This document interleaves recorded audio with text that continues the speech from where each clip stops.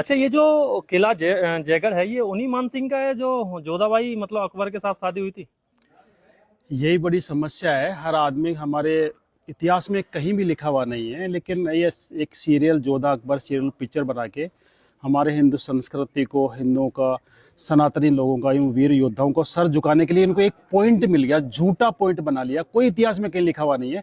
एक सीरियल और एक पिक्चर बना के इन्होंने झूठा, एक जोधाबाई आमेर की राजकुमारी थी, कोई उसको मान सिंह की बहन बताता है, कोई कौन बताता है, अकबर से शादी करती, लेकिन जोधाबाई नाम की राजकुमारी आमेर के अंदर थी ही नहीं। मैं उसी किले में बैठा हूँ, जयगढ़ फोर्ट के सामने, जो राजा मान सिंह का किला था।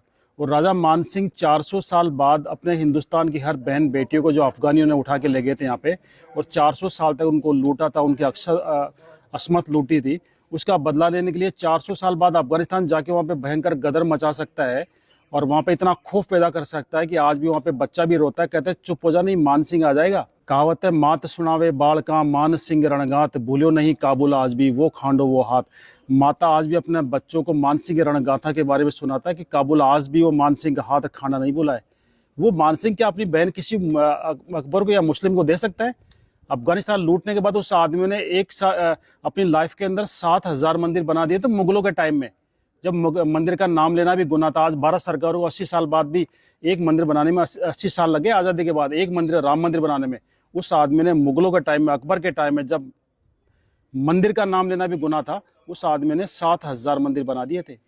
वो शख्स अपनी बहन किसी मुगल को दे सकता है? गले उतरती है आपके? ये झूठी कहानी बनाई गई है। जोधा नाम की कोई राजकुमारी थी ही नहीं। मैं आज क्लियर कर दूं आपको, जोधा आमेर के अंदर एक दासी पुत्री थी। मान सिंह के फादर का नाम था भगवान दास और भगवान दास के फादर का नाम था भारमल। राजा भारमल की शादी जोधपुर हुई थी, जोधपुर की राजकुमारी से। उनके साथ जो दासी आई थी वो पर्शियन थी, ईरानी मुसलमान थी, वो शिया मुसलमान थी, पर्शियन थी। उसकी दासी की लड़की, दासी जो डिलीवरी पीरियड में खत्म हो गई थी, उसकी बच्ची, जिसको आमेर की रानी ने, भारमल की वाइफ ने पाल पोस के बड़ा किया, बच्ची की तरह रख के उसको दूध पिला के बड़ा किया। उसकी शादी, क्योंकि वो मुस्लिम थी इसलिए उसका धर्म खराब नहीं हो, इसलिए उसको बेटी के बराबर पाल के उसकी शादी अकबर जैसे बादशाह से करके अपना धर्म निभाया था कि किसी मुस्लिम की शादी हिंदू से नहीं करूं। और लोगों ने उसको कहानी बना दी कि सब जो मान सिंह की सिस्टर थी, मान सिंह की बुआ थी, अकबर से शादी कर दी। मान सिंह जैसा तो योद्धा ही नहीं था। अगर मान सिंह नहीं था उस समय सनातन ही खत्म हो जाता। आज हर मंदिर के ऊपर आपको पचरंगा झंडा नजर आता है। पता है पचरंगा झंडा क्यों लगाते हैं?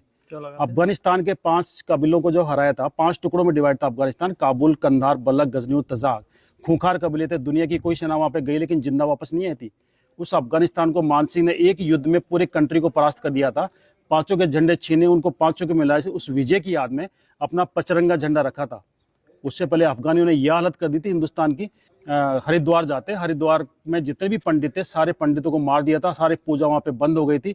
मान सिंह ने वहां पे जाके दोबारा से हिंदुस्तान के सारे पंडितों को बुलाया, सोरोजी से बुलाया, आसपास के गांवों से बुलाया, और वापस वहां पे हर की पौड़ी बनाई और दोबारा से वहां पे धार्मिक प्रक्रिया स्टार्ट हुई थी।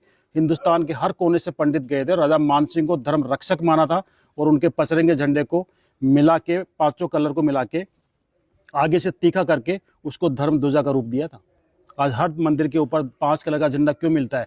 ये राजा मान सिंह ने अफगानिस्तान को हराया था, उसी झंडे को धर्म ध्वजा का रूप दिया और राजा मान सिंह को धर्म रक्षक की उपाधि दी। सारे हिंदुस्तान के सब पंडितों ने धर्म बचाया अगर किसी ने तो राजा मान सिंह ने। हमें बदनाम किया जाता है, मान सिंह को बदनाम किया जाता है कि मान सिंह राणा प्रताप का साथ देते, हिंदुस्तान का इतिहास ही अलग होता। मैं बता दूं, अगर माना प्रताप के साथ अगर मान सिंह मिल जाते, उसमें हिंदुस्तान का साउथ पार्ट पूरे अफगानों के अंडर में था और उनको हराना बड़ा मुश्किल था। और उधर से मुगल और आ गए थे, मुगलों के पास वो हथियार थे, तोपे बंदूकें, जो इंडियन के पास किसी के पास नहीं थी। अगर मान सिंह राणा प्रताप से मिलते तो मुगल और पठान मिल जाते, हिंदुस्तान से नामो निशान मिटा देते हिंदुओं का और सनातन का।